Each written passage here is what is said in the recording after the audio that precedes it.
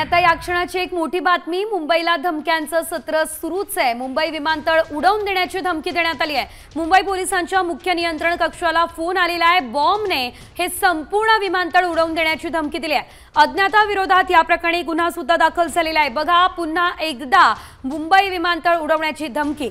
या संदर्भात अधिकची अपडेट घेऊयात आमचे प्रतिनिधी सचिन गाड यांच्याकडून। सचिन, साधारणतः 15 दिवसांचा कालावधी केवळ उलटलेला असेल। या आधी देखील अशीच धमकी देण्यात आलेली होती। पुन्हा मुंबई विमानतळ उडवण्याची धमकी, काय अपडेट?